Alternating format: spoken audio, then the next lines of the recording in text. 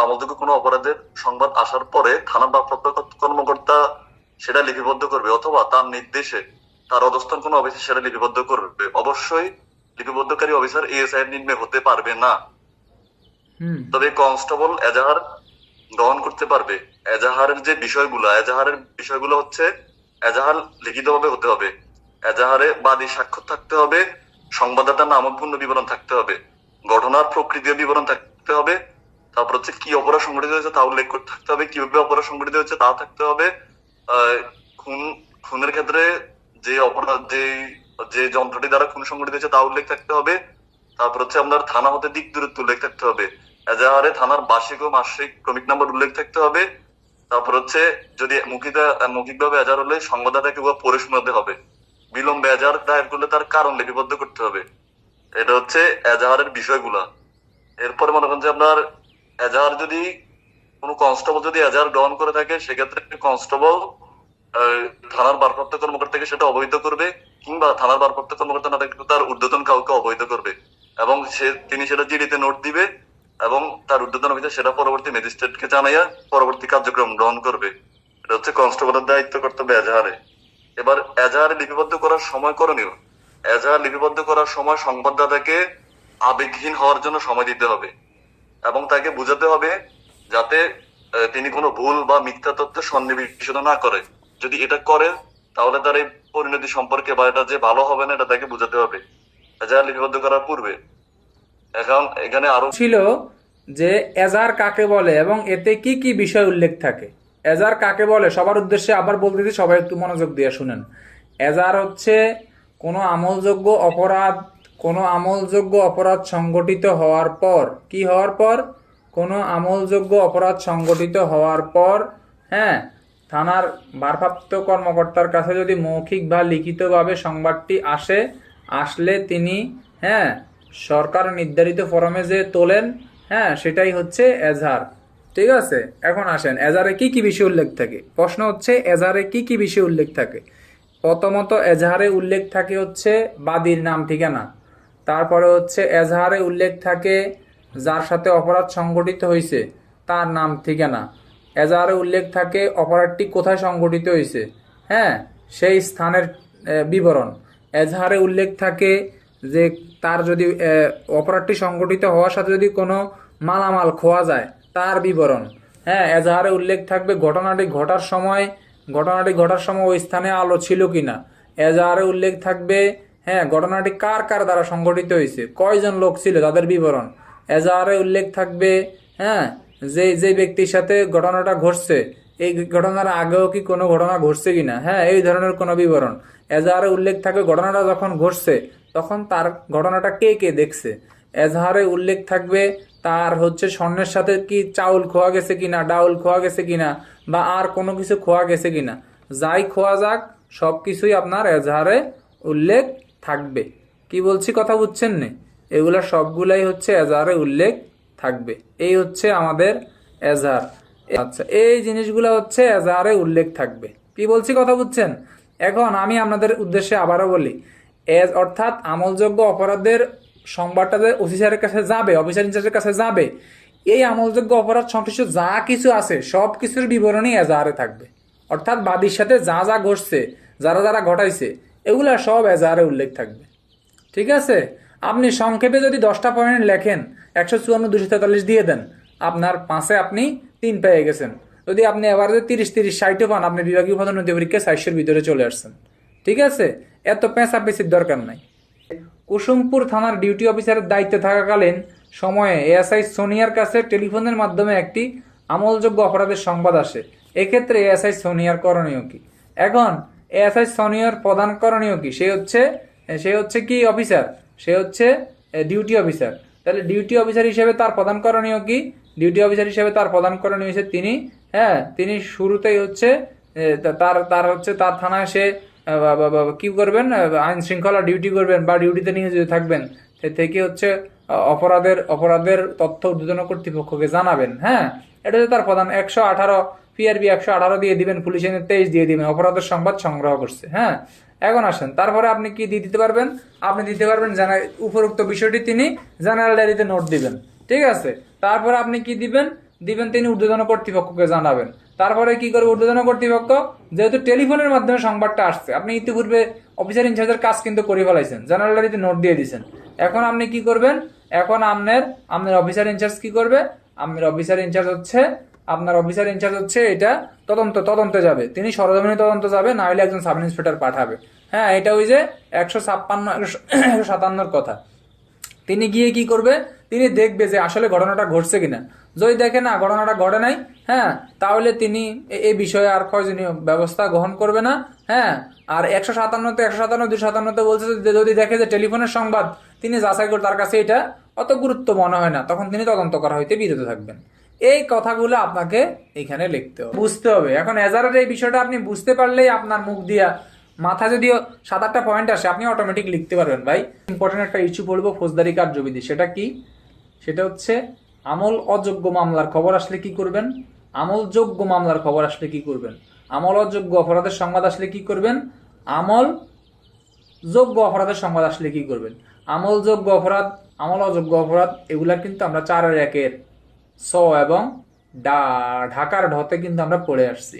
ঠিক আছে, এখন এখানে আরো আছে যে আমলযোগ্য মামলা তদন্ত, আমল অযোগ্য মামলা তদন্ত। এখানে আরো আছে আমলযোগ্য অপরাধের তদন্ত, আমল অযোগ্য অপরাধের তদন্ত। এই যে কথাগুলো আছে এগুলার সাথে আমরা এখানে পরিচিত হব। হ্যাঁ, রকি সাহেব সারিয়ার সাহেবকে একটা চর দিল, এই যে তারা চর দিছে, এই চরটা এটা কিন্তু একটা আমল অযোগ্য অপরাধ, এটি কিন্তু আমলযোগ্য অপরাধ নয়। এটা হচ্ছে ওই যে, হ্যাঁ, এটা হচ্ছে 323 সাধারণ আঘাত, একবারে সাধারণ আঘাত করছে। হ্যাঁ, 323-506, 323-506 অপরাধ, ভয় ভীতি প্রদর্শন করছে। সারিয়ার কইতেছে, হ্যাঁ, তোকে আমি দেখে নিব। রকি কইতেছে, তুই বেটা কি দেখবি, তোরে আমি এখন দেখে নিব। এই কথা বলে একটা চর দিস। চর দেওয়ার পরে সারিয়ার ভাই কি করছে, সারিয়ার ভাই গেছে থানায় গিয়ে ডিউটি অফিসারের কাছে বলছে যে স্যার, আমারে তো রকি নামক এক ব্যক্তি আমাকে কি করছে, চর দিছে। এই যে চরটা দিছে, এইটা হচ্ছে অপরাধটা হচ্ছে কি অপরাধ, আমল অযোগ্য অপরাধ। এখন এইটা দেওয়ার পরে সারিয়ার বাইরে ডিউটি অফিসারের কাছে যাওয়ার পরে ডিউটি অফিসার তারা কি করছে, ডিউটি অফিসার তো না, থানা এলাকায় যাই আছে সব হচ্ছে on behalf of OC. Officer ইনচার্জে প্রত্যেকটা জিনিসে আলাদা আলাদা লোক বসায় রাখে। হ্যাঁ, তবে সবকিছুর প্রধান ক্ষমতা হচ্ছে থানার ওসির। এই যে সারিয়ার ভাই যে গেছে ওসির কাছে গেছে মনে করেন, তো ডিউটি অফিসার মনে করেন ওয়ান কাইন্ড অফ কি ওসি। তো ওসি কি করবে, ওসি হচ্ছে বিষয়টা প্রথমে একটা জেনারেল ডায়েরিতে নোট, মানে তার যে জিডি আছে, সারিয়ার বাইরে যে রকি শর্ট দিছে, কথার এক পর্যায়ে শর্ট দিছে, এটা তিনি কি করবেন, জেনারেল ডায়েরিতে নোট করবেন। এখন এই শর্ট দেওয়ার বিষয়টা, এটা কিন্তু অফিসার ইনচার্জ চাইলেই সরাসরি তদন্ত করতে পারবে না। উনি সারিয়ার বাইরের কাছ থেকে জিডিটা নিবে, জিডিটা নিয়ে জিডির একটা কপি সহ, জিডির একটা নকল কপি সহ সারিয়ার বাইরে ম্যাজিস্ট্রেটের কাছে পাঠাই দিবে। ম্যাজিস্ট্রেটের কাছে সারিয়ার ভাই চলে যাবে, জিডির কপি নিয়ে চলে গেলে প্রথম বা দ্বিতীয় শ্রেণীর ম্যাজিস্ট্রেট সারিয়ার ভাইয়ের কথা শুনবে। এই যে বলছে রকি নামক ব্যক্তি তারা শর্ট দিছে, এই কথাটা ম্যাজিস্ট্রেট আবার সারিয়ার ভাইয়ের কাছ থেকে শুনবে। শোনার পরে ম্যাজিস্ট্রেট যদি মনে করে হ্যাঁ যে ঘটনাটা সত্য, তখন ম্যাজিস্ট্রেট কি করবে, ম্যাজিস্ট্রেট নতুন করে আরেকটা নোটিশ দিবে, নোটিশ দিয়ে বলবে যে মনে করেন যেই থানার ওসির কাছে গেছে, হ্যাঁ, ওসি মনে করেন ইসরাফিলি কি করলো, জিডিতে নোট দিল, নোট দিয়ে সারিয়ারে পাঠাই দিল কারে, ভিকটিমে পাঠাই দিল কোথায়, কোর্টে। আপনি ম্যাজিস্ট্রেটের কাছে অনুমতি নেন, তখন এই যে অনুমতি সে আবেদন জানাইছে সারিয়ারে ওই ভিকটিমের মাধ্যমে, তখন ভিকটিম সারিয়ার যাইয়া ম্যাজিস্ট্রেটে বলছে যে স্যার এই বিষয়ে আমার সাথে এই ঘটনা ঘটছে, থানায় গেছি, থানায় জিডি করে জিডি কপি সহ আপনার কাছে পাঠাইছি। তখন ম্যাজিস্ট্রেটের কাছে গেলে ম্যাজিস্ট্রেট করবে কি, আচ্ছা ঠিক আছে আপনারা এই শর্ট দিচ্ছে না, তখন ম্যাজিস্ট্রেট বলবে ঠিক আছে ওসি ইসরাফিল সাহেব, ওসি রমনা থানা ইসরাফিল সাহেব, আপনি অপরাধটি তদন্ত করেন। তখন এই যে বলছে বলার পরে, হ্যাঁ, এই বলার পরে কিন্তু ইসরাফিল সাহেব অপরাধটি তদন্ত করবে। এখন আসেন, ইসরাফিল সাহেবের কাছে সারিয়ার ভাই এসে বলছে শর্ট দিছে, কিন্তু ম্যাজিস্ট্রেটের কাছে বলছে শর্ট দিছে। ম্যাজিস্ট্রেটের কাছে জিনিসটা সন্তুষ্টজনক মনে হয় নাই, ম্যাজিস্ট্রেটের অনুমতি দেয় নাই, ম্যাজিস্ট্রেট আবেদনটি নাকচ করে দিছে। তখন কিন্তু সারিয়ার ভাই তদন্ত করতে পারবে না। এটা আমাদের বাস্তব জীবনের সাথে রিলেটেড একটা ধারা। এই ধারাগুলা মনে করেন এলাকায় আপনার স্বাস্থ্য বাইরে একটা শর্ট দিছে, আপনার স্বাস্থ্য বাইরে ধাক্কা দিছে, আপনি কি থানায় মামলা করবেন, অফিসার ইনচার্জ মামলা নিবে না? এটা ধর্তব্য অপরাধ না, এটা অধর্তব্য অপরাধ। কি বলছি সবাই একটু বুঝে নেন, অধর্তব্য অপরাধ। কেউ একজন জুয়া খেলছে, কেউ একজন কি খেলছে, জুয়া খেলছে, জুয়া খেলার সংবাদটা থানার অফিসার ইনচার্জে দিছে, যে দিছে বাদীরে বলবে যে ঠিক আছে আপনি যান, আপনি যাই ম্যাজিস্ট্রেটের কাছ থেকে অনুমতি নিয়ে আসেন, তখন আমি এটা তদন্ত করবো। এক জায়গায় জুয়া খেলতেছে, একজনের সংবাদ নিয়ে গেছে থানায়, এটি একটি অধর্তব্য অপরাধ। ওই ধর্তব্য অপরাধ কি? চুরি, ডাকাতি, দস্যুতা, বলপূর্বক সম্পত্তি গ্রহণ, খুন সহ ডাকাতি, এগুলা, খুন সহ দস্যুতা, এগুলো হচ্ছে আমলযোগ্য অপরাধ। আমলযোগ্য অপরাধ ঘটলে কি হবে সেটা আমরা 156তে বলবো। তবে 155 কথা কি? কথা হচ্ছে যখন কোনো আমলযোগ্য অপরাধ ঘটবে, আমলযোগ্য অপরাধ ঘটলে হ্যাঁ যার সাথে ঘটবে সে যখন থানায় যায় অফিসার ইনচার্জে বলবে, অফিসার ইনচার্জ কোনো কথা ছাড়াই জিনিসটা জেনারেল ডায়েরিতে নোট দিবে। নোট দেওয়ার পরে যে সাথে ঘটছে এর বলবে আপনি ম্যাজিস্ট্রেটের কাছে যান, অনুমতি নিয়ে আসেন। ম্যাজিস্ট্রেটের কাছ থেকে সে অনুমতি নিয়ে আসবে, নিয়ে আসার পর বলবে, নিয়ে যখন অনুমতি দিবে তখন ম্যাজিস্ট্রেট তার অপরাধটা আমলযোগ্য অপরাধের ন্যায় কি করবে? তদন্ত করবে। তবে কাউকে বিনা পরোয়ানায় গ্রেপ্তার করবে না। এই হচ্ছে 155 ধারা। অর্থাৎ আমলযোগ্য মামলা তদন্ত, আমলযোগ্য অপরাধের তদন্ত, আমলযোগ্য মামলায় করণীয়, আমলযোগ্য অপরাধ তদন্তে পুলিশ অফিসারের ভূমিকা, আমলযোগ্য অপরাধের সংবাদ আসলে থানায় আসলে পুলিশ অফিসার কি করবে। হ্যাঁ, এই যে কথাগুলো আমি বললাম, হ্যাঁ এখানে কিন্তু প্রশ্নটা এইভাবে আসতে পারে। হ্যাঁ, পুর থানার ডিউটি অফিসার থাকাকালে হ্যাঁ রসুলপুর ইউনিয়ন থেকে আগত ক নামক ব্যক্তি হ্যাঁ ডিউটি অফিসার রকির কাছে জানায় তার চাচাতো ভাই খ তাকে হচ্ছে জায়গা সম্পত্তি পাবে বলে ভয়ভীতি হুমকি দেয়। এক্ষেত্রে ডিউটি অফিসারের করণীয় কি? তখন আপনি কি করবেন? আপনি জেনারেল ডায়েরিতে নোট দিবেন, অফিসার ইনচার্জকে জানাবেন, অফিসার ইনচার্জ তাকে বলবে, ককে বলবে হ্যাঁ যে আপনি করেন, আপনি হচ্ছে বিজ্ঞ আদালতে যান, বিজ্ঞ আদালতে যাবে, অনুমতি নিয়ে আসবে, অনুমতি নিয়ে আসার পরে বলবে আচ্ছা ঠিক আছে আপনার এই অপরাধটা তদন্ত করা যায়, তখন অপরাধটা তদন্ত করবে। তবে কাউকে ওই বিনা পরোয়ানায় গ্রেপ্তার করবে না। এই হচ্ছে 155 ধারা। এখন বইতে বলছে এই আমল অযোগ্য মামলার খবর। কোন মামলার খবর? আমল অযোগ্য মামলার খবর, আমলযোগ্য না, আমল অযোগ্য মামলার খবর। খবর হচ্ছে কি করবে? থানার ভারপ্রাপ্ত অফিসারের নিকট যদি উক্ত থানা সীমার মধ্যে, কোন থানা সীমার মধ্যে ভাই? ইসরাফিল সাহেব রমনা থানার ওসি। এখন তার থানা এলাকায় আমল অযোগ্য একটা অপরাধ ঘটছে, সে কিন্তু খবর আসলে এই প্রয়োজনীয় ব্যবস্থা নেবে। এখন ঘটনা ঘটছে আপনার এই যে শাহবাগ থানায়। হ্যাঁ, এখন রকি সাহেব যায় বলতেছে ইসরাফিল হচ্ছে ওসি রমনা, ইসরাফিল সাহেব ঘটছে ঘটনা শাহবাগে। ওসি রমনার কাছে যায় বলতেছে এই ভুক্তভোগী বা ভিকটিম রকি হ্যাঁ যে স্যার এই ঘটনা ঘটছে আমার সাথে। তখন ওসি রমনা কি করবে? তাকে বলবে আচ্ছা ঠিক আছে আপনি শাহবাগ থানায় কথা বলেন। তখন তিনি শাহবাগ থানায় চলে যাবে। অর্থাৎ ওই থানা এলাকার ওই থানা সীমার মধ্যে হইতে হবে। আচ্ছা এমসিকিউ, থানার ভারপ্রাপ্ত অফিসারের নিকট যদি তার থানা সীমার মধ্যে, এমসিকিউ থানার ভারপ্রাপ্ত অফিসারের নিকট যদি আমলযোগ্য অপরাধের সংবাদ আসে সেটা কোথাও হইতে হবে ভাই? বাংলাদেশের যে কোনো স্থান। হ্যাঁ, তারপরে হচ্ছে নিজ থানা সীমার মধ্যে, নিজ জেলা সীমার মধ্যে, কোনোটি নয়, নিজ থানা সীমার মধ্যে। তারপরে বলছে আমলের অযোগ্য অপরাধ সংগঠন সম্পর্কে যখন সংবাদ দেওয়া হয়, কি হয়? আমলের অযোগ্য অপরাধ সংগঠনের সংবাদ সম্পর্কে যখন সংবাদ দেওয়া হয় তখন তিনি কি করবেন? তখন তিনি এরূপ অপরাধে এমসিকিউ আবার বলি যে থানার ভারপ্রাপ্ত কর্মকর্তার নিকট কোন সীমার কোন এলাকার আমলের অযোগ্য সংবাদের খবর আসলে তিনি, আমলের অযোগ্য অপরাধের খবর আসলে তিনি প্রয়োজনীয় ব্যবস্থা গ্রহণ করবেন। ক, তার স্থানীয় থানা সীমানার মধ্যে। খ, তার জেলার যে কোনো থানার মধ্যে। গ, বাংলাদেশের যে কোনো স্থানের আমল অযোগ্য অপরাধের সংবাদ। গ, কোনোটি নয়। উত্তর হচ্ছে তার থানার সীমার মধ্যে। দেখেন এখানে লেখা আছে উক্ত থানার সীমার মধ্যে, 155 প্রথম লাইনে লেখা আছে। এখন এইখানে বলছে তিনি কি করবেন? তিনি সংবাদ দিলে তিনি কি করবেন? তিনি সংবাদের সারমর্ম রক্ষিত বইতে, ওই যে রক্ষিত বই কি জিডিতে তিনি কি করবেন? লিপিবদ্ধ করবেন। কে লিপিবদ্ধ করবেন? ভারপ্রাপ্ত কর্মকর্তা। তারপরে বলছে সংবাদদাতাকে ম্যাজিস্ট্রেট নিকট যাইতে বলবেন। লিপিবদ্ধ করে তাকে সংবাদদাতাকে বলবে আপনি ম্যাজিস্ট্রেটের কাছে যান। এই যে এতক্ষণ যেটা বলছি। তারপরে বলছে কি? আমলের অযোগ্য মামলার তদন্ত, ঘটনা বিচারের জন্য প্রেরণের ক্ষমতা সম্পন্ন কোন, ওই যে প্রথম শ্রেণী বা দ্বিতীয় শ্রেণী ম্যাজিস্ট্রেট নিকট কি করবেন? আদেশ ব্যতীত পুলিশ অফিসার আমাদের অযোগ্য মামলা সম্পর্কে তদন্ত করবে না। অর্থাৎ এই যে আপনি জিডিটা করছেন, আপনারে ম্যাজিস্ট্রেটের কাছে পাঠাই দিচ্ছে ওসি, পাঠাই দেওয়ার পরে আপনি ম্যাজিস্ট্রেটের কাছে গেলেন, তদন্তের জন্য গেলেন, কিন্তু এখানে আইন বলছে তদন্ত অনুমতি ব্যতীত আপনি হচ্ছে কি করবেন না? অপরাধের তদন্ত আপনি করবেন না। এখন এখানে আরো বলছে 3 বলছে দেখেন যে আদেশপ্রাপ্ত এইরূপ আদেশপ্রাপ্ত পুলিশ অফিসার, অর্থাৎ আপনি অনুমতি পাইছেন। কাছে গেলে কি ওই যে জিডি কপিটা নিয়ে যাবে না মৌখিকভাবে গিয়ে সে ম্যাজিস্ট্রেটের কাছে বলবে?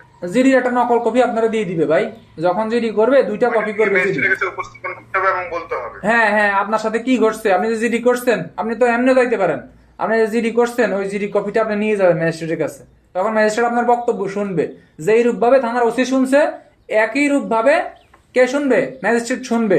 শুনে তখন আপনার ওই ইয়াটা হচ্ছে তদন্তের অনুমতি দিবে। এখন এইখানে বলছে এই আদেশ পাওয়ার পর পুলিশ অফিসার অপরাধটা আমলযোগ্য অপরাধের ন্যায় তদন্ত করবে, তবে কাউকে বিনা পরোয়ানায় কি করবে না, গ্রেপ্তার করবে না। এটাই হচ্ছে 155-র 1, 2, 3। স্যার দুইটা একবার বললে একটু ভালো হতো।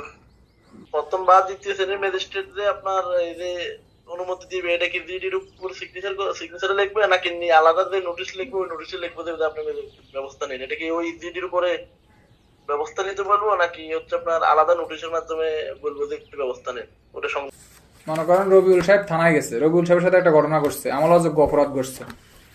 গড়ার পরে এই আমলাযোগ্য অপরাধ সংক্রান্তে থানায় জিডি হবে। জিডি এক কপি, এখন অনলাইন জিডি হয়, এ এক কপি 2 কপি জিডি হবে, 2 কপি, মানে জিডি একটাই হবে, কপি বের হবে 2টা, ঘটনা একটাই, মানে দুই কপি বের হবে। এই 1 কপি অফিসার ইনচার্জ নিজের কাছে রাখি দিব।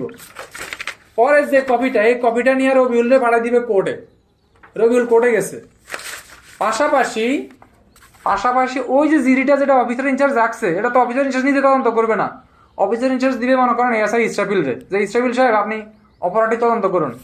ইসরাফিল সাহেব জিডিটা পাওয়ার পরেই সাথে সাথে জিডি তদন্তের জন্য একটা অনুমতি দিবে ম্যাজিস্ট্রেটের কাছে, যে অদর্তব্য অপরাধ তদন্তের অনুমতি সে আবেদন প্রত্যেকটা থানার মধ্যে আছে। এটা আমি অনেক অপরাধের তদন্ত করছি থানায় থাকতে। এখন এই যে আমি এটা আবেদনটা ম্যাজিস্ট্রেটের কাছে দিছি, আমি নিজে বাদী নিজে দেওয়ার পরে ম্যাজিস্ট্রেট আমার আবেদন প্রাপ্ত হয়েছে, আমার আবেদন ম্যাজিস্ট্রেট প্রাপ্ত হয়েছে। আর ইতিপূর্বে কিন্তু আমি বাদীরে একটা কপি দিয়ে দিছি, বলছি আপনার ম্যাজিস্ট্রেট আপনারা যখন ডাকবে তখন আপনি যাবেন। এই যে কপিটা ওসির কাছে ছিল, ওই কপিটা ওসি কারা দিছে, আমার দিছে। ওসি তো তদন্ত করবে না, ওসি তার অফিসের দ্বারা করবে। ওসির তদন্ত, ওসির কাছে যে জিডিটা ছিল ওটা আমি পাইছি, আমি পাইয়া আমি জিডিরে আবার আমি আরেকটা ফটোকপি করছি। ফটোকপি করে ওই যে আবেদন উপরুক্ত অদর্তব্য অপরাধটি তদন্ত করার জন্য আবেদন চেয়ে আমি ম্যাজিস্ট্রেটের কাছে পাঠাই দিব। একটা কপি দিব, সাথে হচ্ছে জিডির একটা কপি দিব, সাথে আবেদনটা দিব। আমার আবেদনটা ম্যাজিস্ট্রেটের কাছে যেদিন যাবে, যাওয়ার পরে ম্যাজিস্ট্রেট এবার ওই বাদীরে ডাকবে, আমার একটা নোটিশ দিবে ম্যাজিস্ট্রেট যে এই ঘটনার বাদীরে আপনি পাঠান। কাকে বলবে? আমাকে বলবে, আমি জিডির আয়ু। তখন আমারে বললে আমি এবার নোটিশটা পামু। ওই যে ম্যাজিস্ট্রেট নোটিশ দিছে, এরকম একটা নোটিশ দিবে যে কোর্ট থেকে নোটিশ আমার নামে আসবে যে আপনি অমুককে বিজ্ঞ আদালতে হাজির করেন। তখন এবার আমি বাদীরে ফোন দিব, বলবো ভাই আপনি যে একটা ঘটনার জন্য জিডি করছেন, আপনারে ম্যাজিস্ট্রেট কোর্টে ডাকছে, আপনি কোর্টে গিয়ে দেখা করেন। তখন যেই তারিখ বা সময় দিবে, ওই তারিখ এবং সময়ে ওই যে বাদীর একটা কপি দিছি, ওই কপি নিয়ে বাদী যাবে কোথায়? কোর্টে। কোর্টে গেলে তখন বাদীর কথাগুলো আবার ম্যাজিস্ট্রেট শুনবে, শুনে বলবে হ্যাঁ ঠিক আছে ঘটনা তো ঘটছে। তখন আবার আমারে ম্যাজিস্ট্রেট আরেকটা নোটিশ দিবে যে এই যে আপনাকে নোটিশ প্রদান করা হয়েছে, আপনি আমলাযোগ্য অপরাধটি তদন্ত করুন। মানে আমি কয়েকদিন আগে একটা জিডি করছিলাম একটা বিষয়ে, সেটা আমলের অযোগ্য অপরাধী আর কি, মানে একটু মানহানির বিষয়। তো ওইটা কিছুদিন পরে থানা থেকে আবার পাঠিয়ে দিয়েছে কোর্টে। কোর্টে পাঠানোর পরে আমার কোর্টের যে সাব ইন্সপেক্টর স্যার আছে, উনি ফোন দিয়ে বললো যে আপনি আইসেন কালকে 10টার সময়, আপনি একটু ম্যাজিস্ট্রেট স্যারের লগে একটু কথা বলবেন। তো ওইখানে যাওয়ার পরে উনি আমাকে জিজ্ঞেস করলো ঘটনা কি সত্য নাকি। তো পরে আমি বললাম সবকিছু। তো উনি বললো যে স্যার আবার বললো যে এসবের দরকার নাই, যাই হোক মারে গেলে এই করার দরকার নাই। পরে উনি রাইখা দিল। আর যদি মানে উনি মনে করতো যে হ্যাঁ এটা মামলা করার লাগবে বা তদন্ত করার লাগবে, তাহলে উনি আবার এটা থানায় পাঠিয়ে দিত। হ্যাঁ এটা এই কথাটাই তো বলতেছি আমি। অযোগ্য ক্ষেত্রে আমলের অযোগ্য অপরাধের ক্ষেত্রে প্রশ্ন আসবে, আমল অযোগ্য মামলা তদন্ত প্রক্রিয়া কি? লিখুন। আমল অযোগ্য অপরাধের সংবাদ থানায় আসলে অফিসার ইনচার্জের করণীয় আসতে পারে। আপনি ডিউটি অফিসার নাসির, হ্যাঁ থানায় ডিউটি অফিসার করাকালে একজন ব্যক্তি আপনার কাছে আমল অযোগ্য অপরাধের সংবাদ নিয়ে আসলো। কি নিয়ে আসলো? আমল অযোগ্য অপরাধের সংবাদ নিয়ে আসছে। তখন আপনার করণীয় কি? এই যে 156-এর 1, 2, 3 দিয়ে আপনি লিখে দিবেন, একবারে গ্যাচাং করে লিখে দিবেন, গ্যাচাং করে আপনার উত্তর হয়ে যাবে। 156-র মধ্যে বলছে আমলযোগ্য অপরাধ তদন্ত প্রক্রিয়া। 154, 155, 156 এগুলা থেকে এই পর্যন্ত বিভাগীয় পদোন্নতি পরীক্ষায় একটা না 1000 প্রশ্ন আসছে, 1000। এই ধারাগুলা থেকে 1000 প্রশ্ন আসছে। আমার কথা বিশ্বাস না হলে আপনি গাইড খুলে দেখেন, দেখবেন প্রশ্নের অভাব নাই। যেই কোনো গাইড খুলবেন দেখবেন যে প্রথম ফৌজদারি কার্যবিধি আইনের প্রশ্ন শুরুই হয়েছে এজাহার দিয়া। এজাহার, আমলযোগ্য অপরাধ তদন্ত, হ্যাঁ আমলযোগ্য অপরাধ তদন্ত, তারপরে তল্লাশি, এগুলা থেকে প্রশ্ন শুরু। বেআইনি সমাবেশ সম্পর্কিত এগুলা থেকে প্রশ্ন শুরু গাইডে। ওই বংশম কিন্তু নাই, এখান থেকে প্রশ্ন শুরু হয়। আমলযোগ্য অপরাধ তদন্ত প্রক্রিয়াটা, তাহলে আমলযোগ্য অপরাধ তদন্ত প্রক্রিয়াটা কি? আমলযোগ্য অপরাধ তদন্ত প্রক্রিয়াটা হচ্ছে মূলত আপনার ওই যে আপনি আমলযোগ্য অপরাধ যখন সংগঠিত হবে তখন আপনি থানার অফিসার ইনচার্জের কাছে যাবেন। আচ্ছা, আমলযোগ্য অপরাধটা কি হয়েছে? রবিউলের বাসায় চুরি হয়েছে। কার বাসায়? রবিউলের বাসায়। রবিউল কি করলো? রবিউল হচ্ছে চুরি, মনে করেন রবিউল বাসায় 2টা গরু ছিল, হ্যাঁ, তারপরে রবিউলের স্ত্রীর কানের দুল ছিল, গলার চেইন ছিল, হ্যাঁ, এগুলার সে একটা সন্ধিকর নিচে রাখছিল, নগদ অর্থ ছিল 2 লক্ষ টাকা। এই যে চুরি হয়েছে, এই চুরির ঘটনায় রবিউল কি দায়ের করছে? 154 ধারায় আমলযোগ্য অপরাধ ঘটলে থানা এলাকায় 154 ধারায় অফিসার ইনচার্জের কাছে যাবে। যাওয়ার পরে অফিসার ইনচার্জ ওই যে এজাহার নিবে। এই যে এজাহারটা নিছে, এজাহার নেওয়ার পরে 154 ধারায় এজাহার নেওয়ার পরে ওসি ইসরাফিল আর বসে থাকবে না। ওসি ইসরাফিল কি বলবে? ম্যাজিস্ট্রেটের কাছে ভাই তোমার যাওয়ার দরকার নাই। তখন আর 156-তে আমলযোগ্য অপরাধ তদন্তের জন্য তোমার ম্যাজিস্ট্রেটের কাছে যাওয়ার দরকার নাই। তোমারে বলছে যে 156-তে বলছে আমলযোগ্য অপরাধ যদি ঘটে আপনার 154-তে এজাহার নিয়ে আনিছে। 156-তে আইসা এজাহার যে 154-তে এজাহার যে নিছে, এজাহারের কার্যক্রমটা 156 থেকে শুরু হয়ে গেছে। এইখান থেকে মামলার মূল কার্যক্রম শুরু। 154 থেকে এজাহার নিছে বা মামলা গ্রহণ করছে, এখন 156 থেকে মামলা তদন্ত প্রক্রিয়া শুরু হয়ে যাবে। 156 থেকে কিভাবে শুরু হবে? 156-1 বলছে যে আমলযোগ্য অপরাধ যখন থানায় আসবে, থানায় আসলে অনাবশ্যক বিলম্ব করে অফিসার ইনচার্জ নিজে অপরাধটা তদন্ত করবে। এটা 156-1 বলছে। 156-2 বলছে যে অফিসার ইনচার্জ ইসরাফিল, হ্যাঁ, সে হচ্ছে অপরাধটা তদন্ত করতে গেছে, অথবা একজন সাব ইন্সপেক্টরের দায়িত্ব দিয়ে সাব ইন্সপেক্টর রবিউল, হ্যাঁ, তাকে তদন্ত করতে দিছে। দেওয়ার পরে রবিউল সাহেব কি করছে? রবিউল সাহেব তো মনে করেন কানে হেডফোন দিয়া, তারপরে চোখে সানগ্লাস দিয়া, যেহেতু সে মামলার আইব একটা ভাবসাব আছে না, তারপরে চারিপাশে 8-10টা ক্যামেরা লাগায় সে মনে করেন পিওতে গেছে, মানে পিও মানে প্লেস অফ অকারেন্স আর কি, ঘটনাস্থলে গেছে। যাইয়াতে এখন আর সে কারোর সাথে কথা বলতেছে না, বুঝছেন? এখন আর সে কারোর সাথে কথা বলতেছে না, সে চুপচাপ খালি একটা ভাবে আছে, আর খালি বলতেছে কনস্টেবল যে কয়জন লই গেছে। আবার বলি, বুঝি নাই। আবার বলি, পিও নাকি বললেন? ও পিও হচ্ছে প্লেস অফ অকারেন্স। ওই যে আমরা সিনেমার মধ্যে দেখবেন হলুদ ট্যাপ দিয়ে আপনার পিও ঘেরাও করে রাখছে, মানে যে সেটা হচ্ছে প্লেস অফ অকারেন্স, যেটারে হলুদ ট্যাপ দিয়ে যে ক্রাইম সিন লেখা থাকে না, crime scene do not cross লেখা থাকে কিনা, এটা হচ্ছে প্লেস অফ অকারেন্স। এখন ওই যে ওইখানে আমলযোগ্য অপরাধ সংগঠিত হয়েছে। এখন এই যে সংগঠিত হয়েছে, এই সংগঠিত হওয়ার স্থানে রবিউল গেছে। রবিউল সাব ইন্সপেক্টর, থানার সবচেয়ে সেরা সাব ইন্সপেক্টর। ওসি ব্যস্ত, ওসি যাইতে পারে না, ওসি রবিউলের দায়িত্ব দিচ্ছে মামলাটা তদন্ত করার লাগে। ওই যে 154-তে এজাহার পাইছে, হ্যাঁ, এজাহারের উপরে লিখে দিছে এসআই রবিউল ব্যবস্থা নেন। এখন এসআই রবিউল ঘটনাস্থলে গেছে, যাইয়া সে আর কারোর সাথে কোনো কথা বলে না, সে চুপচাপ খালি শুধু নোট করে কোথায় কি হয়েছে, খসড়া মানচিত্র আঁকতেছে। এই যে এসআই রবিউল যে কারোর সাথে যে কথা বলতেছে না, এটা হচ্ছে 156(2)। অর্থাৎ 156(2) অনুসারে আমলযোগ্য অপরাধ তদন্তকালে পুলিশ অফিসার যদি কেউ কোনো প্রশ্ন করে, সে সেই প্রশ্নের উত্তর দিতে বাধ্য নয়। এটা বলছে 156(2)-এ। আর 156(3)-এ দেখবেন বলা আছে যে 190 বুঝতে হলে এবং 190 বুঝতে হবে আগে। 190 কি? 156 আর 154 এগুলো হচ্ছে পুলিশি মামলা, 155 পুলিশি মামলা, আর 190 তো হচ্ছে নালিশি মামলা। অনেক সময় সাজু ভাই সে মনে করেন বাংলাদেশে এ দল করে, এ দল, বুঝছেন? এখন বাংলাদেশে ক্ষমতায় আছে বি দল। এখন রাজনৈতিক পড়াশোনার কারণে ওসি হচ্ছে কে? ইসরাফিল। হ্যাঁ, এ সাজু ভাই যেহেতু এ দল করে, কথা বুঝছেন, ক্ষমতায় আছে বি দল। এখন সাজু ভাই ওসির কাছে গেছে, ওসিও হচ্ছে মনে করেন আর রাজনৈতিক প্রশাসনের মাধ্যমে ওসি আছে ওইখানে। এখন রাজু ভাই যে ওসির কাছে কইছে স্যার আমার তো এই বিষয়, আমি রাজনৈতিক একজন চরিত্র বা রাজনৈতিক নেতা, হ্যাঁ সেই হেতু স্যার আমার বাড়িঘর ভাঙচুর করছে, আমার 2টা গরু চুরি করে নিয়ে গেছে, এরা রাজনৈতিক প্রতিহিংসার শিকার হয়ে আমি এখানে আসছি। তো এখন কিন্তু ওসি সাহেব কইতেছে যে না আমি এই ধরনের অপরাধ আমি এখন ব্যস্ত আছি, আপনি পরে আসেন ভাই, এইভাবে তারা ঘুরাইতেছে। তখন কি সাজু যে দল করে, হ্যাঁ তার দল এখন ক্ষমতা নেই, সে কি আইনানুগ সাহায্য পাবে না? পাবে। তখন থানায় মামলা না নিলে সে 190 ধারায় হচ্ছে কোর্টে গিয়ে মামলা করবে, বুঝছেন? কোর্টে যে মামলাটা করবে এটাই হচ্ছে নালিশি মামলা। ওই যে 190 ধারায় যে মামলা করবে, মামলা করার পরে 190 ধারায় যে মামলা করবে, মামলা করার পরে ম্যাজিস্ট্রেট হচ্ছে এই যে 156(3) ধারা অনুসারে ওই মামলা তদন্ত ভার হচ্ছে পুলিশ অফিসারকে বলবে যে মামলাটা তদন্ত করেন।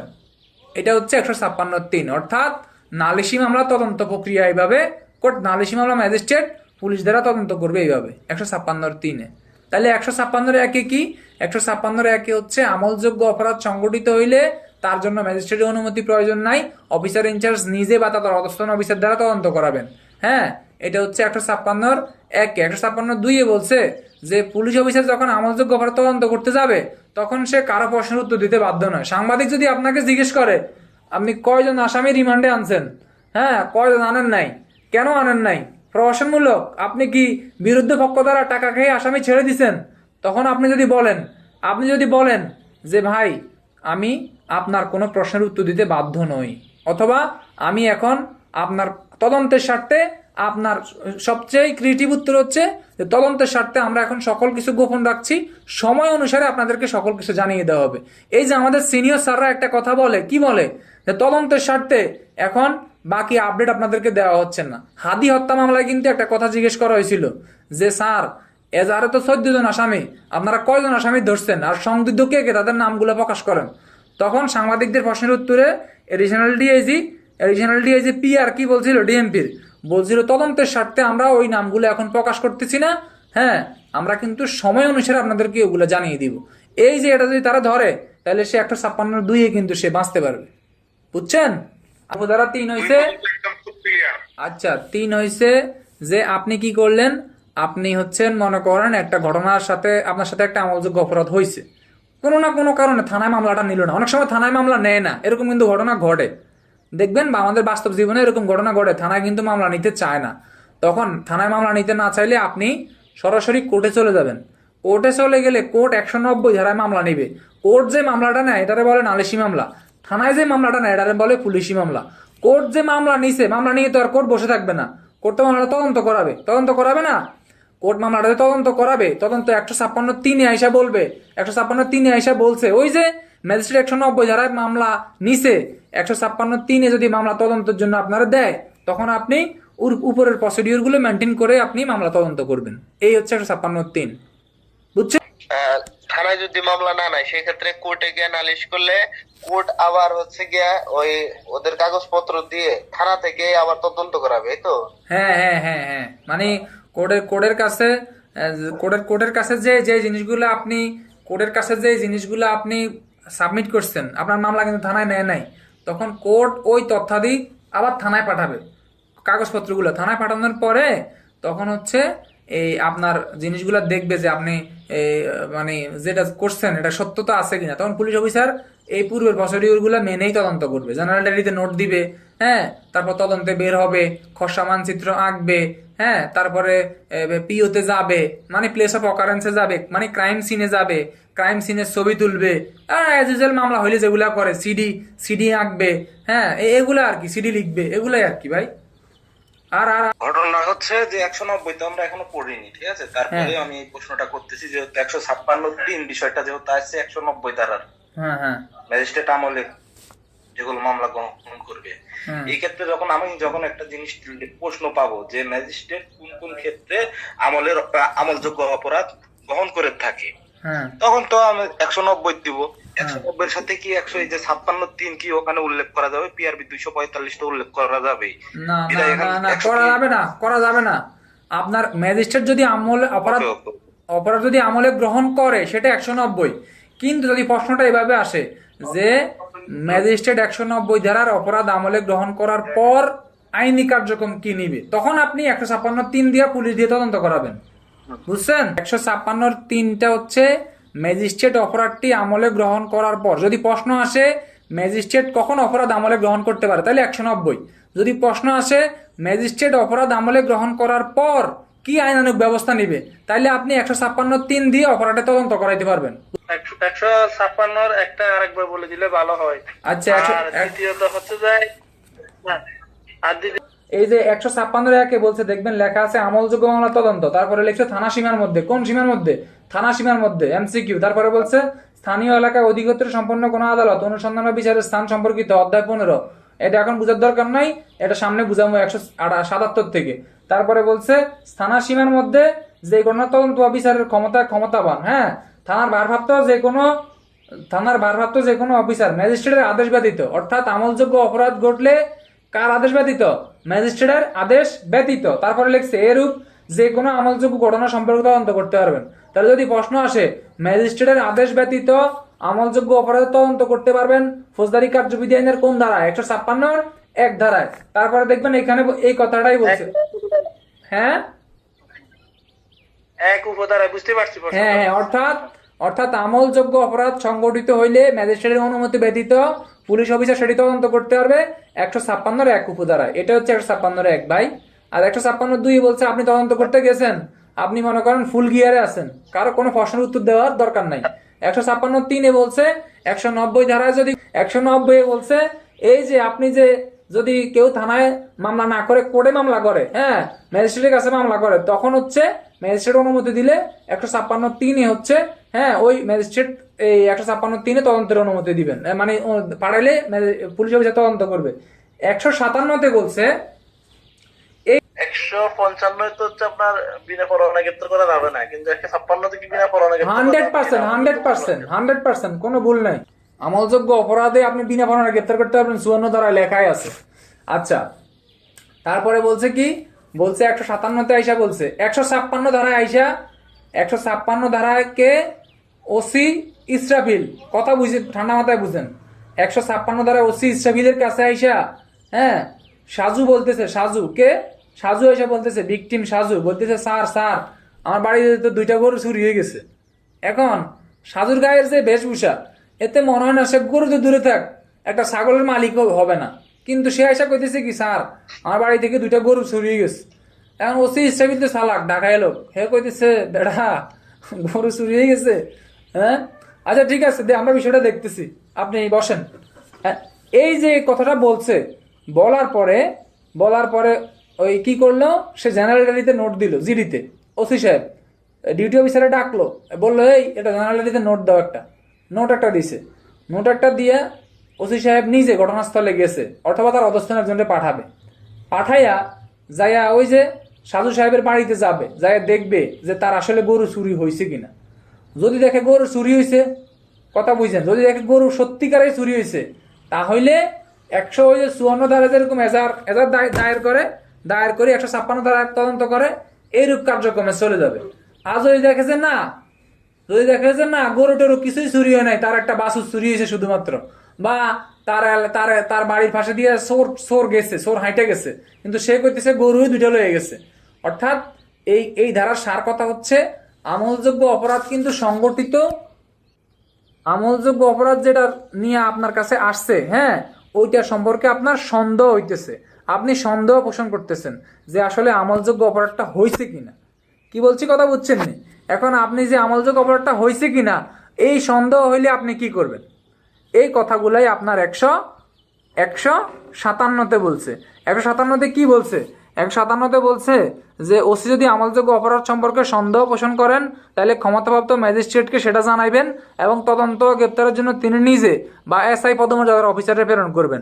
অর্থাৎ গরু যে চুরি হয়েছে এটা তো মিথ্যা হইতে পারে সংবাদটা, তখন ওসি নিজে বা তার অধস্তন অফিসারকে এটা কি করবেন, অফিসারকে তিনি প্রেরণ করবেন।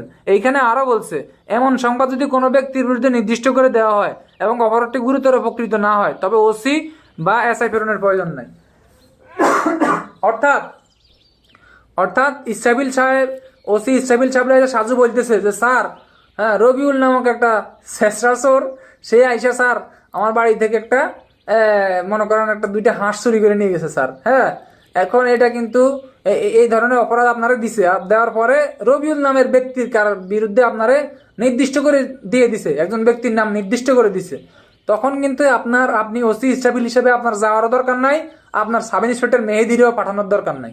কি বলছি কথা বুঝছেন নি? এটাই বলছে কতে।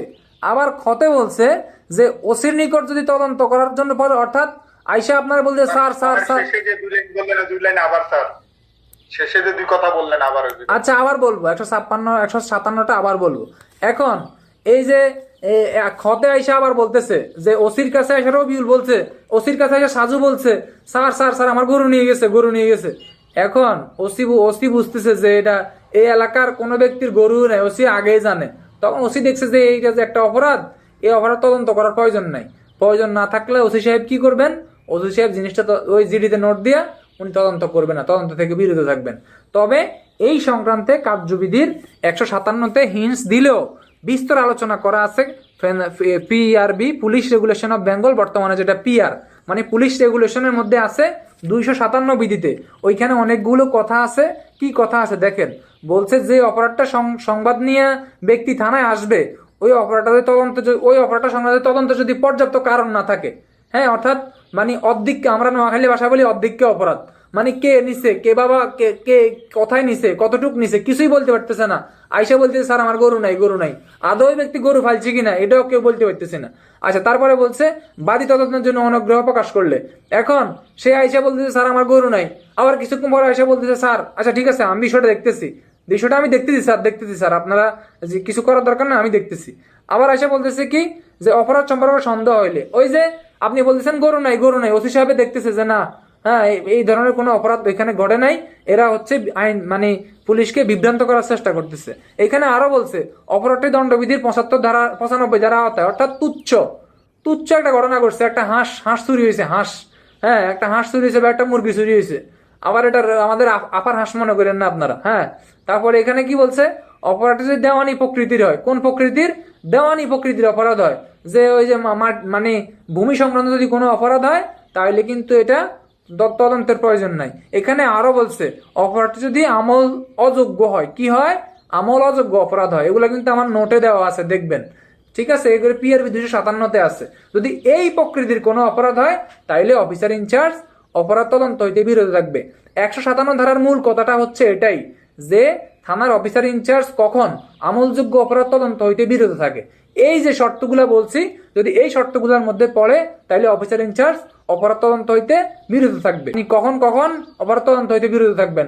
সবার উদ্দেশ্যে আবারও বলি, 157 ধারাটা হচ্ছে অফিসার ইনচার্জের কাছে যদি কোনো আমলযোগ্য অপরাধের সংবাদ আসে, তিনি যদি ওই অপরাধের সংবাদ সম্পর্কে সন্দেহ পোষণ করেন তাহলে তিনি তাৎক্ষণিক বিষয়টা ম্যাজিস্ট্রেট সাহেবকে জানাবেন, তার এখতিয়ারাধীন যে ম্যাজিস্ট্রেট তাকে জিনিসটা জানাবেন। জানিয়ে তিনি কি করবেন? জানিয়ে তিনি ওই ঘটনাটা যাচাই বাছাই করার জন্য, তদন্ত করার জন্য তিনি হচ্ছে ইয়েতে যাবেন। এটা ফোন কলের মাধ্যমে জানাবে না লিখিত মাধ্যমে জানাবে বা সরাসরি জানাবে? এটা জানানোর প্রক্রিয়াটা বর্তমানে ফোন কলে জানায়, তবে নিয়ম হচ্ছে প্রতিবেদন দিবেন। ঠিক আছে, প্রতিবেদন ফোন কলের মাধ্যমে জানাবে, নিয়ম হচ্ছে প্রতিবেদন দিয়ে ম্যাজিস্ট্রেটকে জানাবেন স্যার এই বিষয়। ঠিক আছে, এখন প্রতিবেদনটা আপনি যে দিবেন, এই প্রতিবেদন সংক্রান্তে আরো 2টা ধারা আছে, 158 এবং 159 আছে, আমরা সেগুলো জানবো। আগে আমরা এটা জানি, ম্যাজিস্ট্রেটকে তাৎক্ষণিক জানাইয়া অফিসার ইনচার্জ ঘটনাস্থলে যাবেন, সে নিজে যাবেন, তার অধস্তন কর্মকর্তারা প্রেরণ করবেন। এটাই হচ্ছে 157 157 কতে বলছে এই যে ঘটনাটা যদি গুরুতর প্রকৃতির না হয়, ঘটনাটা যদি কোনো একজন ব্যক্তির নাম উল্লেখ করে দেয় যে রবিউলে আমার সাথে যেয়ে বলতেছে স্যার রবিউলে আমার একটা হাঁস চুরি করে নিয়ে গেছে, তখন অথবা স্যার রবিউলে আমার একটা ছাগল চুরি করে নিয়ে গেছে, হ্যাঁ, অথবা স্যার রবিউলে স্যার আমার বাড়িতে শীতল চুরি করার চেষ্টা করছে, এই যে কথাগুলো যে একজন ব্যক্তির নাম উল্লেখ করে দিছে, নির্দিষ্ট করে দিছে, তখনও কিন্তু চাইলে অফিসার ইনচার্জ তদন্ত থেকে বিরত থাকতে পারবে। এখন আরো বলছে অপরাধটা যদি এই ধরনের হয় তাহলে সাব ইন্সপেক্টর বা তার নিজে যাওয়ার দরকার নাই। এটা 157 কতে আছে। 157 খতে এসে আবার বলছে অফিসার ইনচার্জ যদি মনে কর যে অপরাধটা তার কাছে খবর নিয়ে আইছে, তার বাড়ি থেকে একটা হাঁস চুরি হয়েছে বা 2টা হাঁস চুরি হয়েছে বা একটা ছাগল চুরি হয়েছে, এটা তদন্ত করার পর্যন্ত কারণ নাই, কারণ দেখতেছে না তিনি, তখন তিনি অপরাধ তদন্ত হইতে বিরত থাকবে। এই হচ্ছে 157 ধারা। কয় যেটা বলেন যে নির্দিষ্ট একটা ব্যক্তিকে যদি উল্লেখ করে বলা হয় যে উমুকে আমার ছাগল চুরি বা আমার মুরগি চুরি বা এই চুরি করছে, সেই ক্ষেত্রে যে বলা হয়েছে যে প্রকৃত কারণ না থাকলে, গুরুতর প্রকৃতি না থাকলে সেক্ষেত্রে এসআই বা ইয়ার মানে প্রয়োজন নেই, মানে এটার কি বলে তদন্ত করার প্রয়োজন নেই। নির্দিষ্ট ব্যক্তি যদি উল্লেখ না করে তাহলে কি সেটা প্রয়োজন আছে? হ্যাঁ হ্যাঁ, প্রয়োজন আছে। আপনি একজন ব্যক্তির নাম উল্লেখ করে দিচ্ছেন, উল্লেখ করে দেওয়ার পরে ওসি সাহেবের কাছে মনে হয়েছে যে যে ব্যক্তির নাম আপনি উল্লেখ করে দিছেন, হ্যাঁ, যে ব্যক্তির নাম আপনি উল্লেখ করে দিছেন ওই ব্যক্তি মনে করেন অপারেটরের সাথে সংশ্লিষ্ট না হইতে পারে, অর্থাৎ একজন ব্যক্তিরা আপনি নির্দিষ্ট করে দিছেন, তখন ওসি স্যার কি করবে? ওসি স্যার বলবে যে এই বিষয়ে তদন্ত করার প্রয়োজন নাই, আমরা এই বিষয়টা পরে দেখবো, বা এই বিষয়ে এখন তদন্তের আমি হেতু দেখতেছি না, কারণ দেখতেছি না। এটা তদন্ত না করার, যেমন অপরাধটা যদি তুচ্ছ প্রকৃতির হয়। আর একটা বলছিলেন এখানে, একটা আবার একটু বলেন। আচ্ছা, এগুলো আবার একটু বলি, এগুলো নোটে দেওয়া আছে, তারপরে আবার একটু বলি। প্রথম কথা হচ্ছে এখানে আসবে মূলত এক্ষেত্রে, যে ক্ষেত্রে মামলা রুজু, আমলযোগ্য অপরাধ সংগঠিত, সবাই একটু স্লোলি বলি, পারলে একটু লিখেন। আমলযোগ্য অপরাধ সংগঠিত হওয়ার পর অফিসার ইনচার্জ কখন মামলা রুজু বা অপরাধের তদন্ত হইতে বিরত থাকবে। আমলযোগ্য অপরাধ সংগঠিত হওয়ার পর কখন অফিসার ইনচার্জ মামলা রুজু অথবা আমলযোগ্য অপরাধ তদন্ত হইতে বিরত থাকবেন। হ্যাঁ, এই ধরনের একটা প্রশ্ন বিভাগীয় পদোন্নতি পরীক্ষায় কিন্তু একাধিকবার আসছে। তাইলে 157 PRB 257 দিয়ে আমাকে লিখতে হবে। প্রথমে আমাকে লিখতে হবে যদি তদন্তের পর্যাপ্ত কারণ না থাকে, 1 নম্বর পয়েন্টে দিবেন, তদন্তের যদি পর্যাপ্ত কারণ না থাকে, অপরাধটি যদি গুরুতর প্রকৃতির না হয়, অপরাধটি যদি কোনো নির্দিষ্ট ব্যক্তির নাম উল্লেখ করে দেওয়া হয়, বাদী যদি তদন্তের জন্য অনাগ্রহ প্রকাশ করে, অপরাধটি যদি তুচ্ছ প্রকৃতির হয়, অপরাধটি যদি দণ্ডবিধির 95 ধারার আওতাধীন কোনো অপরাধ হয়, অপরাধটি যদি দেওয়ানি প্রকৃতির কোনো অপরাধ হয়, অপরাধটি যদি আমল অযোগ্য হয়, তখন তিনি অফিসার ইনচার্জ কি করবেন? তদন্ত থেকে বিরত থাকবেন। তদন্তের পর্যাপ্ত কারণ না থাকলে, আবারও বলি, তদন্তের পর্যাপ্ত কারণ না থাকলে, তারপরে হচ্ছে বাদী তদন্তের জন্য অনাগ্রহ প্রকাশ করলে, অপরাধটি সম্পর্কে যদি সন্দেহ পোষণ করে অফিসার ইনচার্জ, তারপরে হচ্ছে অপরাধটি দণ্ডবিধির 95 ধারার আওতায় পড়লে, তারপরে আবার বলছে অপরাধটি যদি দেওয়ানি প্রকৃতির হয়, যদি এই ধরনের ঘটনা ঘটে, তাহলে হচ্ছে অপরাধটি যদি আমল অযোগ্য হয়, এই 6টা ক্ষেত্রে আপনার তদন্ত থেকে কিন্তু বিরত থাকা যাবে। আমার রেকর্ড শুনি, আপনারা রিডিং করলে কিন্তু অনেক কিছু পড়া যায়, তবে থানার ভারপ্রাপ্ত কর্মকর্তা অফিসারে যেগুলো বলছি এগুলাই এখানে কথা বলা আছে, আপনারা একটু পড়ে নিয়েন। এখানে তেমন ইম্পর্টেন্ট কিছু নাই, যে পয়েন্টগুলো ইম্পর্টেন্ট সেগুলো আমি বলে দিচ্ছি, ঠিক আছে। তারপর 158 ধারা দেখবেন বলা আছে যে কিভাবে 157 ধারার রিপোর্ট দাখিল করতে হবে। ওই যে 157 ধারায় সাজু ভাই প্রশ্ন করছে প্রতিবেদনটা কিভাবে দিবেন। 157 ধারার প্রতিবেদনটা 158 ধারায় আপনি প্রতিবেদনটা হচ্ছে পাঠাবেন। কিভাবে পাঠাবেন দেখেন, বলছে সরকার নির্দেশ দিলে 157 ধারা অনুসারে ম্যাজিস্ট্রেটের নিকট প্রেরিত প্রত্যেকটি রিপোর্ট সরকার কর্তৃক সাধারণ বা বিশেষ আদেশ দ্বারা এই সম্পর্কে নিজের ঊর্ধ্বতন পুলিশ অফিসারের মারফত পেশ করতে হবে। অর্থাৎ থানার যে অফিসার ইনচার্জ, তার উপরে একজন অফিসার থাকে। কে থাকে? সার্কেল স্যার থাকে। আপনার থানায় আপনি মামলায় চার্জশিট দেন, ফাইনাল রিপোর্ট দেন, আসামি যেই কয়জনে ধরেন, জিডিতে যাই নোট দেন, সব কিন্তু আপনারা সার্কেল অফিসে প্রেরণ করতে হবে। এই যে আপনি তদন্ত থেকে বিরত থাকছেন, কি কারণে থাকছেন, এটা কিন্তু আপনারা সার্কেল স্যারের কাছে আবার আগে পাঠাইতে হবে। ম্যাজিস্ট্রেটের নিকট পাঠানোর পরে আগে আপনারা সার্কেল স্যারের নিকট পাঠাইতে হবে। এই কথাটাই কিন্তু আপনারা 158 ধারায় বলছে। হ্যাঁ, একটি প্রতিবেদন ওসি সার্কেলে এসপির মাধ্যমে কি করবেন? ম্যাজিস্ট্রেটের কাছে দাখিল করবেন। অর্থাৎ বইয়ের মধ্যে অনেক কঠিন ভাষায় লিখছে, এত কঠিন পেশাপেশির দরকার নাই। সিম্পলি বুঝেন, আপনি যে 157 ধারায় অপরাধ তদন্ত থেকে বিরত থাকছেন, কেন থাকছেন, কি কারণে থাকছেন, এইটা সম্পর্কে ওসি স্যারে একটা প্রতিবেদন পাঠাবে সার্কেল এসপির কাছে। সার্কেল এসপির প্রতিবেদনটা অগ্রগামী করে পাঠাই দিবে কার কাছে? ম্যাজিস্ট্রেটের কাছে। এটা হচ্ছে 158(1)-এ। 158(2)-এ বলছে এই যে ওসি প্রতিবেদন যে তৈরি করবে, তখন এসপি স্যারকে বলবে যে স্যার এই বিষয়টা কারণে আমি তদন্ত করি নাই স্যার, এই বিষয়ের কারণে তদন্ত থেকে বিরত ছিলাম। তখন এসপি স্যারে ওসিরে পরামর্শ দিবে যে আপনি এইভাবে রিপোর্টটা তৈরি করেন। তখন এএসপি স্যার যে এরূপ পরামর্শ দিবে ওই পরামর্শ মোতাবেক হচ্ছে রিপোর্টটা তৈরি করবেন, তৈরি করেই তিনি কি ওই এএসপির মাধ্যমে ম্যাজিস্ট্রেটের কাছে প্রেরণ করবেন। এটা বলছে 157 কততে? ম্যাজিস্ট্রেটের কাছে প্রতিবেদন দুইটা গেল? না না না, দুইটা গেল না, 157তে বলছে আপনি কখন অপরাধ তদন্ত থেকে বিরত থাকবেন। 157-1 মধ্যে লেখা আছে কিন্তু আপনি প্রতিবেদন দিবেন, কিন্তু 157-1 যে আপনি প্রতিবেদনটা দিবেন সেটা কি রূপে দিবেন, কিভাবে দিবেন, তার প্রক্রিয়াটা 158তে। এখনো মনে হয় বুঝেন নাই? বুঝছি স্যার।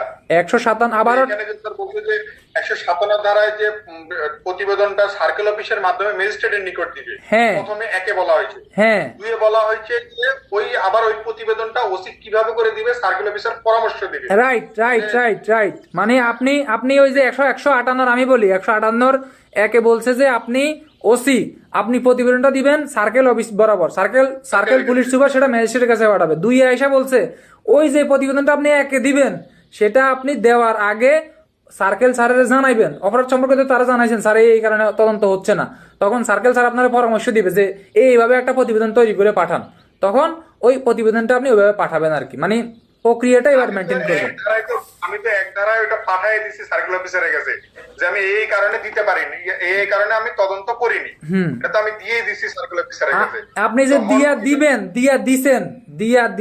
দিয়া দিবেন বা যা দিবেন সব কিছুর প্রসিডিউরটা আপনি 2 আইসা আপনারা আইন বলছে আপনি এএসপি সার্কেলের পরামর্শ নিয়ে ওই রিপোর্টটা পাঠাইবেন।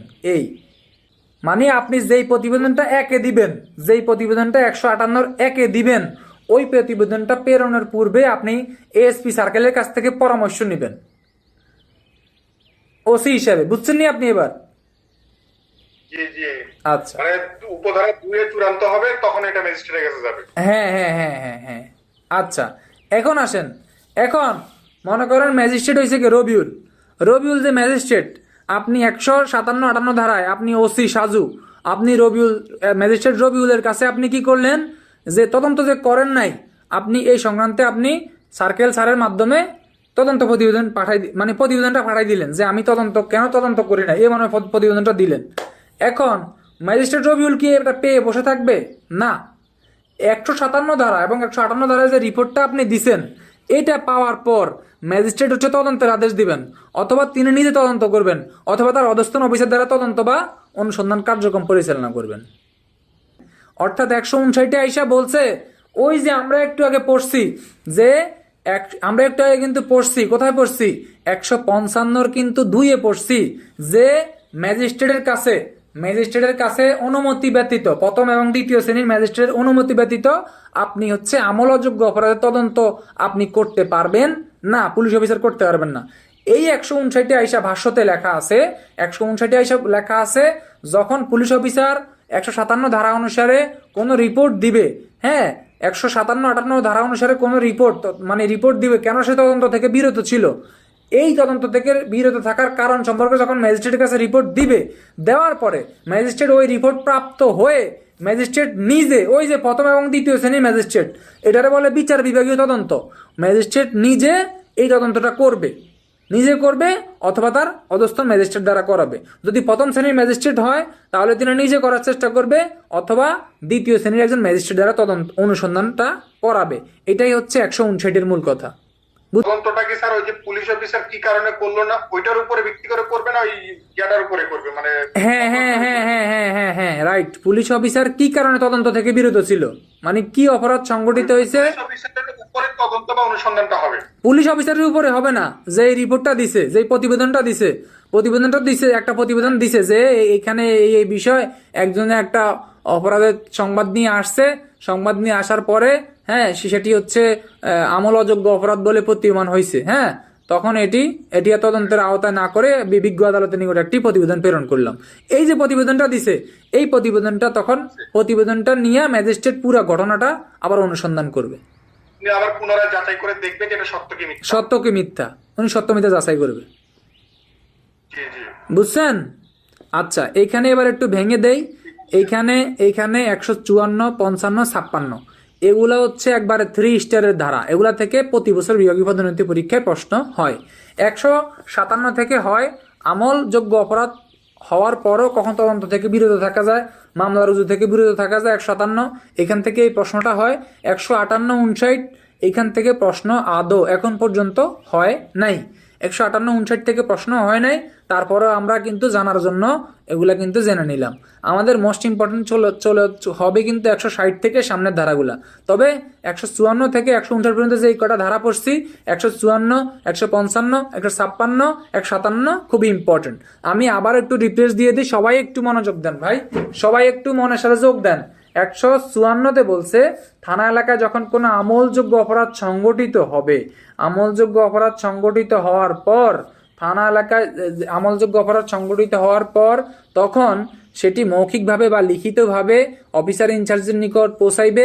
যেভাবেই পৌঁছাক, হ্যাঁ, অফিসার ইনচার্জ সেটা লিপিবদ্ধ করবেন, বাদীর স্বাক্ষর নেবেন, তাকে পড়ে শোনাবেন এবং সরকার নির্ধারিত ফরমে সেটি লিপিবদ্ধ করবেন। একে হচ্ছে এজাহার বলে। 154 ঘটনা শেষ। 155তে আবার আইসা বলছে আমলযোগ্য অপরাধ সংগঠিত হইলে আপনি কি করবেন। থানা এলাকায় আমলযোগ্য অপরাধ সংগঠিত হইলে অফিসার ইনচার্জের কাছে যাবে, যাওয়ার পরে অফিসার ইনচার্জ অপরাধ ঘটনাটা শুনবে, শোনার পরে তিনি যখন দেখবে ইহা একটি আমলযোগ্য অপরাধ, তিনি সেটি জেনারেল ডায়েরিতে নোট করবেন। 155 155 বলছে জেনারেল ডায়েরিতে নোট করার পরে তিনি ক্ষান্ত থাকবেন না, তিনি হচ্ছে জিডির একটা কপি সহ ওই বাদীকে ম্যাজিস্ট্রেটের কাছে প্রেরণ করে দিবেন। ম্যাজিস্ট্রেটের অনুমতি ব্যতীত, প্রথম এবং দ্বিতীয় শ্রেণীর ম্যাজিস্ট্রেটের অনুমতি ব্যতীত পুলিশ আমলযোগ্য অপরাধ তদন্ত করবে না। 155 আইসা বলছে যে আমলযোগ্য অপরাধের তদন্তের যখন অনুমতি প্রাপ্ত হবে পুলিশ অফিসার, তখন তিনি কি করবেন, তখন তিনি এই যে আপনার বিষয়টি আমলযোগ্য অপরাধের ন্যায় তদন্ত করবেন। তবে কাউকে বিনা পরোয়ানায় গ্রেপ্তার করবেন না। 155 বলছে। 156তে বলছে আমলযোগ্য অপরাধের সংবাদ আসলে পুলিশ কি করবে। আমলযোগ্য অপরাধের সংবাদ আসলে পুলিশ 154 ধারায় এজাহার নিবে এবং 156 বলছে এই তদন্ত প্রক্রিয়া শুরু করবে, কারো অনুমতি লাগবে না, বিনা পরোয়ানায় গ্রেপ্তার করবে। 156 156 বলছে আমলযোগ্য অপরাধ তদন্ত প্রক্রিয়া করতে গেলে তদন্ত করতে গিয়ে পুলিশ অফিসার কারো কোনো প্রশ্নের মুখাপেক্ষী হলে সে উত্তর দিতে বাধ্য নয়, সে উত্তর দিবে না। এটা 156 156 বলছে যদি কেউ পুলিশি মামলা না করে, কেউ যদি ম্যাজিস্ট্রেটের কাছে মামলা করে, নালিশি মামলা করে, তাহলে 156 আইসা, হ্যাঁ, এই যে ম্যাজিস্ট্রেট হচ্ছে নালিশি মামলা তদন্তের জন্য পুলিশকে অনুমতি দিবে। 156 বলছে। 157 বলছে যে এমন একটা আমলযোগ্য অপরাধ সংগঠিত হয়েছে যে অপরাধ সম্পর্কে অফিসার ইনচার্জের সন্দেহ পোষণ হইতেছে। মনে করেন অনেক সময় গুজব হয় যে পদ্মা সেতুতে একজনের 5 জনের 5টা মাথা দিয়ে দেওয়া হয়েছে, তখন পদ্মা সেতুর উত্তর মাথায় একটা থানা, দক্ষিণ মাথায় আরেকটা থানা। অফিসার ইনচার্জ পদ্মা সেতুর কাছে গেল যে স্যার এই বিষয় এখানে তো 5টা মাথা দিয়ে ফেলাইছে স্যার পদ্মা সেতুতে, স্যার আদৌ কি মাথা দিছে? অথচ মাথা দেওয়া এটা কি, এটা কিন্তু হত্যা, আমলযোগ্য অপরাধ। ঠিক আছে, তখন অফিসার ইনচার্জ জিনিসটাতে জেনারেল ডায়েরিতে নোট দিবে, নোট দিয়ে তিনি ঘটনাস্থলে যাবেন, তদন্ত করবেন। হ্যাঁ, তদন্ত যদি জিনিসটা যদি সত্যি হয় তাহলে তিনি ওই যে 154 এজাহার নেবেন, 56তে আমলযোগ্য অপরাধের ন্যায় অপরাধ তদন্ত করবেন। আর 157তে যদি তিনি অপরাধ তদন্ত থেকে বিরত থাকেন, যে এই ধরনের কোনো ঘটনা আসলে ঘটনায় গুজবের ঘটনায় কিন্তু এজাহার হয় না, কালকে ফলাইছি, তখন হচ্ছে তিনি কি করবেন, জেনারেল ডায়েরিতে নোট দিবেন এবং 158 ধারায় এসে বলছে তিনি একজন তার যে উদ্বোধন অফিসার এএসপি সার্কেল তার পরামর্শ নেবেন, তার পরামর্শ নিয়ে প্রতিবেদনটি, হ্যাঁ, কেন তিনি তদন্ত থেকে বিরত ছিলেন এই মর্মে এএসপি সার্কেলের মাধ্যমে তিনি ম্যাজিস্ট্রেট স্যার বরাবর একটি প্রতিবেদন প্রেরণ করবেন। এটা 158 বলছে। 159 বলছে এই যে 157 এবং 58 ধারায় আপনি কেন অপরাধ তদন্ত থেকে বিরত ছিলেন অফিসার ইনচার্জ, আপনি যে প্রতিবেদনটা প্রেরণ করছেন, এই প্রতিবেদনটা প্রাপ্ত হয়ে ম্যাজিস্ট্রেট নিজে অথবা তার অধস্তন ম্যাজিস্ট্রেট দ্বারা অনুসন্ধান কার্যক্রম পরিচালনা করবেন, যে ঘটনাটা আদৌ কি সত্য ছিল, অসত্য ছিল, কেন তদন্ত করেন নাই, এই বিস্তারিত আলোচনা, মানে এই বিস্তারিত ঘটনা সম্পর্কে অনুসন্ধান করবেন। এই ছিল আমাদের আজকের আলোচ্য বিষয়। এখন